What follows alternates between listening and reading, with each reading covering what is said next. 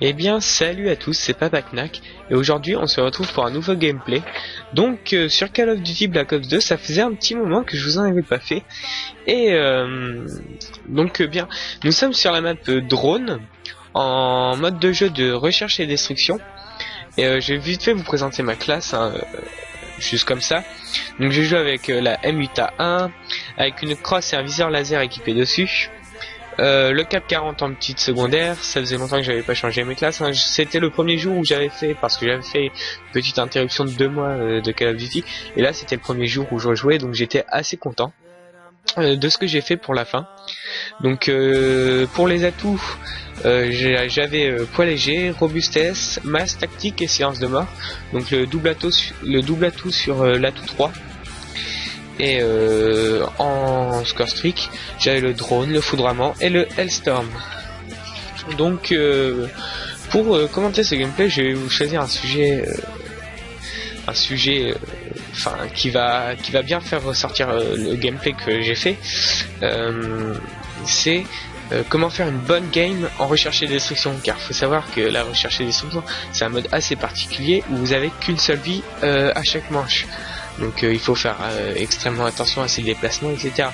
Donc pour commencer, il faut avoir un bon niveau de jeu. C'est sûr que,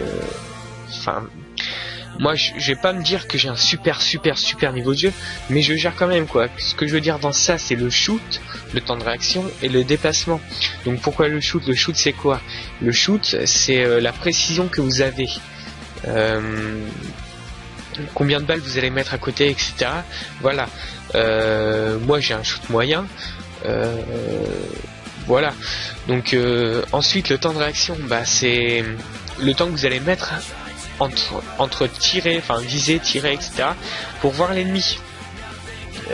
C'est sûr, si vous attendez 3 secondes avant de tirer et de voir l'ennemi, ça va pas le faire. Donc vaut mieux avoir un bon temps de réaction, mais ça vient avec le temps que vous jouez, etc. Voilà, avec le niveau, etc. Voilà. Et les déplacements, en R&D il y a beaucoup de snipers, surtout dans cette map sur drone. Il y a beaucoup de snipers qui se planquent dans les broussailles, etc. Donc si vous passez au milieu de la map, c'est sûr que vous allez vous faire tuer à coup sûr. Donc les déplacements, faut plus longer les murs, etc. Puis peut-être que ça peut vous amener 2-3 kills en plus dans la game, ce qui est pas mal en recherche et destruction. Donc voilà.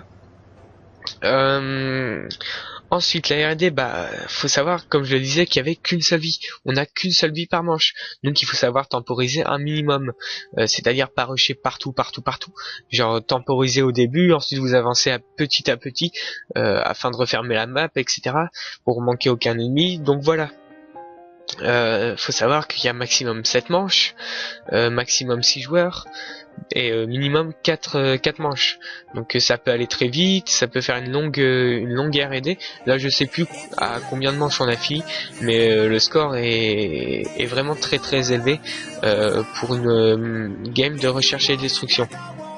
Donc voilà, maintenant pour faire un maximum de kills, la R&D c'est quand même particulier parce qu'il y a 2 bombes. Une fois la bombe posée, on passe à la manche suivante. Donc quand la bombe est posée, il faut rester à côté, car il est évident que les ennemis ils vont se pointer dessus. Le but c'est de la désamorcer, etc. Donc vous restez, ça marche que pour 3 manches, puisqu'au bout de 3 manches il y a un changement de camp. Et donc une fois que la bombe est posée, vous restez absolument à cet endroit là. Ça sert à rien d'aller partir de la map pour essayer d'aller chercher les ennemis. Ils vont venir essayer de la désamorcer, donc autant rester ici et de se faire les kills, les attendre tranquillement. Ah oui, aussi pour faire des bons scores en R&D, donc je me répète, les petits scores streak sont plutôt recommandés, parce que faut savoir que attendez, les petits scores streak qui sont assez bien recommandés parce que vous allez faire en général peu de kills, et ces petits scores streak là ils sont assez meurtriers. Donc comme je vous le disais, le foudroiement, le drone pour essayer de savoir où sont les ennemis, etc. Et le Hellstorm, donc ceci marche surtout sur les maps ouvertes, comme le drone qui en est une assez d'un côté, l'autre est plutôt refermé, mais en général les ennemis vont du côté où elle est ouverte. Donc voilà. Ensuite, le Hellstorm il est assez bien pour quand on sait l'utiliser. Moi perso je vais pas faire beaucoup de kills avec le Hellstorm, vous allez le voir là dans 2-3 petites secondes, parce que les ennemis étaient tous en dessous, donc là comme vous le voyez, ils étaient tous en dessous, ou bien bref ils étaient abrités. Donc il est pas du tout recommandé d'avoir de se pointer en R&D avec un Nadav, ou bien je sais pas, peut-être que l'aéronef furtif il peut être pas mal, mais bon je crois que c'est 1100 points pour l'avoir, donc c'est assez chaud quoi de les avoir, surtout qu'il y a que 6 kills à faire et en général vos alliés ils en butent quelques-uns, donc c'est pas recommandé du tout. Ensuite, ça joue aussi, les bons scores se jouent aussi sur le niveau de l'adversaire en face. C'est sûr que si vous avez des joueurs de compétition ou bien autre chose en face, vous n'allez pas pouvoir faire grand chose, même si vous avez un très bon niveau. Ça joue un peu sur la chance aussi, mais normalement des joueurs de compétition, des bons joueurs, vous mourrez au moins une fois dans la game quoi. Donc voilà, ça joue aussi sur le niveau de l'adversaire. Moi ils étaient assez moyens, donc j'ai pu faire pas mal de kills et me faire tuer 0 fois comme vous allez le voir. Ensuite, il y a certains atouts. Qui sont plus recommandés que d'autres pour les différents modes de jeu. Donc, par exemple pour la R&D ici, ce qui est recommandé, enfin moi ce que je mets, c'est poids léger pour aller plus vite, etc. dans les déplacements, pour être voilà quoi, pour aller plus vite, pour être pour être arrivé le premier à mon point, pour pas me faire surprendre par les ennemis. L'atout robustesse ou bien main leste pour switcher d'armes plus rapidement, et robustesse pour petite parenthèse, là j'ai laissé la manche parce que je vois que je faisais un assez bon score, donc je me suis dit je vais partir loin de la bombe, comme ça l'ennemi va pouvoir désamorcer tranquillement et je vais pouvoir poursuivre mes petites séries. Donc voilà, donc je disais robustesse pour pas tressailler quand vous faites tirer dessus par l'ennemi. Moi c'est ce que j'utilise. Et masque tactique ou bien condition extrême ou silence de mort. Pourquoi masque tactique? Parce qu'en R&D il y a beaucoup et énormément de grenades paralysantes, etc. Et ça c'est assez meurtrier parce que les grenades paralysantes sont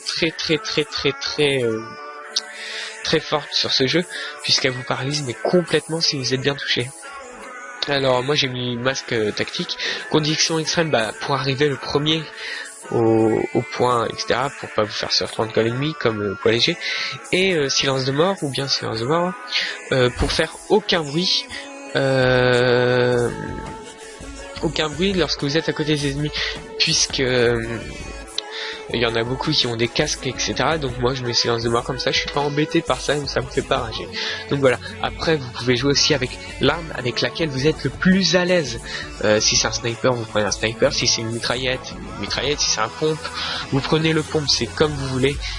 Jouer avec l'arme avec laquelle vous êtes le plus à l'aise, ce qui est tout à fait normal. Pour ma part, c'est soit la M8, soit la M94, soit la MSMC. Donc voilà. Et bien sûr l'équipement de chez soi, c'est-à-dire, qu'est-ce que j'entends par là? Si vous avez un casque, c'est super. Perso, moi j'ai un Turtle Beach X12 qui fait très bien l'affaire, hein. Il coûte 60 €, mais franchement j'entends assez bien les bruits de pas, etc. Donc moi je m'en sers beaucoup, il me sert beaucoup, et puis voilà. Ou bien il y a des manettes aussi, donc les manettes en général elles sont plutôt pour les joueurs de compétition, mais vous pouvez très bien jouer avec. Moi personnellement je n'en ai pas, mais je joue en close, c'est-à-dire que je pose mon index, bref c'est une position bizarre des manettes pour sauter lorsqu'on tire. Donc voilà. Le gameplay est terminé, j'espère que ça vous aura plu.